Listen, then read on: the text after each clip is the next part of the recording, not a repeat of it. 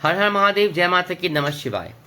हमने सावन मास के पवित्र पर्व के ऊपर जो शिव पुराण में से हमने 12 ज्योतिर्लिंगों के प्रादुर्भाव की कथा का शुभ आरंभ किया था, उस श्रृंखला में हमें आप सबका अत्यंत प्रेम और सहयोग प्राप्त हुआ।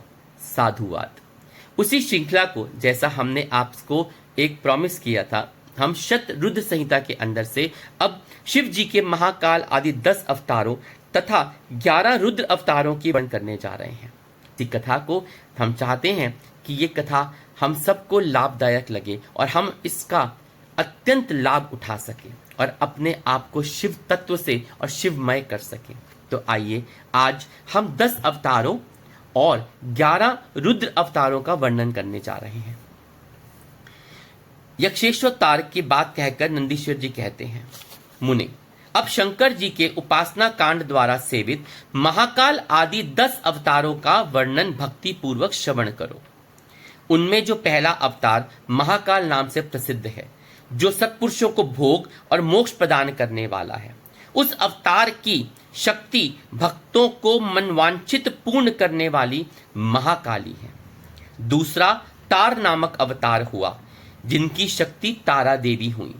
वे दोनों भक्ति मुक्ति के प्रदाता तथा अपने सेवकों के लिए सुखदायक हैं।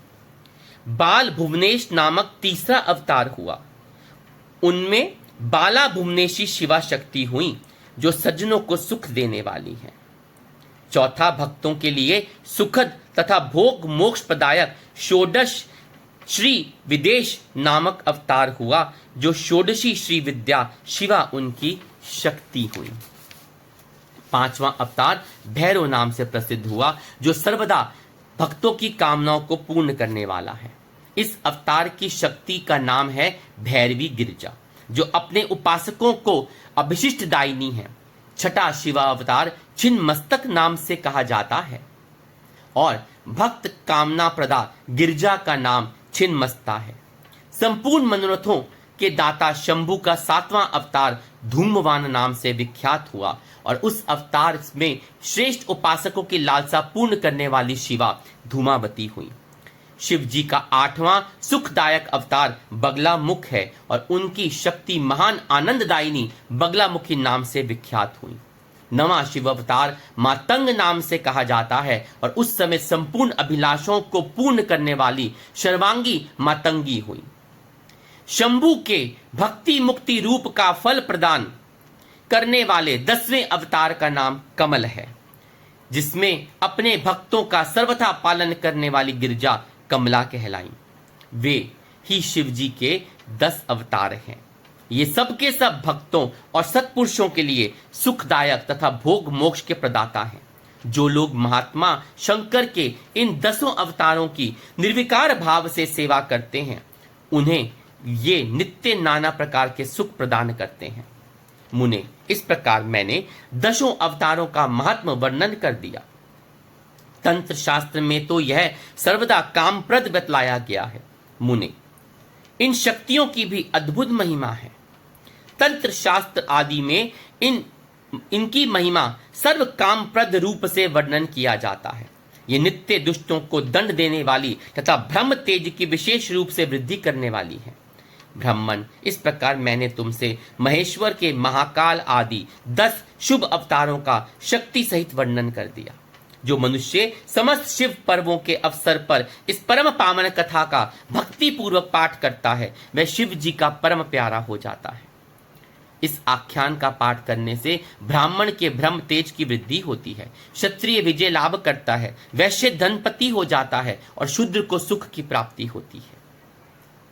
सर्व धर्म परायण शिव भक्तों को यह चरित्र सुनने से सुख प्राप्त होता है और उनकी शिव भक्ति विशेष रूप से बढ़ जाती है। मुने, अब मैं शंकर के 11 श्रेष्ठ अवतारों का वर्णन करता हूं, सुनो। उन्हें श्रवण करने से असत्यादि जनित बाधा पीड़ा नहीं पहुंचा सकती। पूर्व काल की बात है, एक बार इंद्र आदि समस्त देवता दैत्यों से पराजित हो गए। तब वे भयभीत हो अपनी पूरी अमरावती को छोड़कर भाग खड़े हुए। यूं दैत्य द्वारा अत्यंत पीड़ित हुए वे सभी देवता कश्यप जी के पास गए।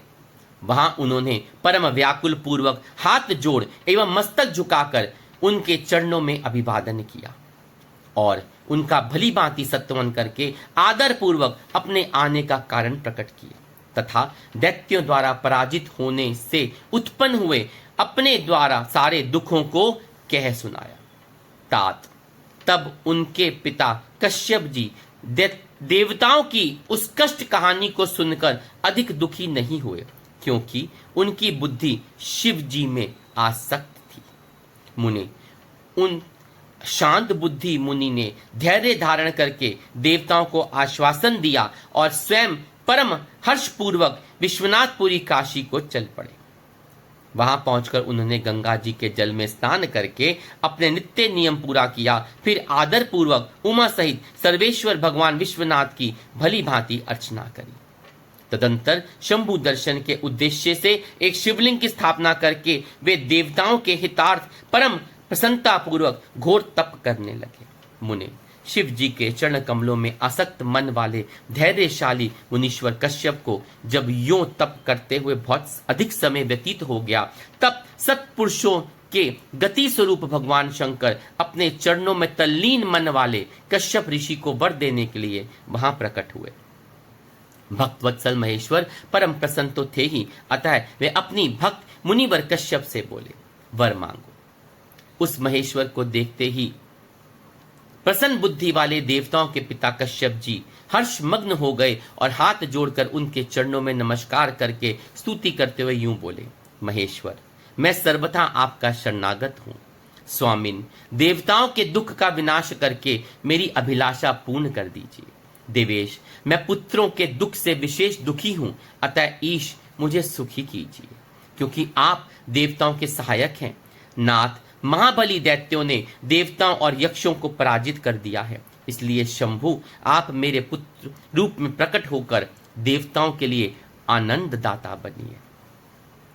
नंदीश्वर जी कहते हैं, मुने कश्यप जी के ऐसा कहने पर सर्वेश्वर भगवान शंकर उनसे तथोति ऐसा ही होगा यों कहकर उनके सामने ही अंतर ध्यान हो गए।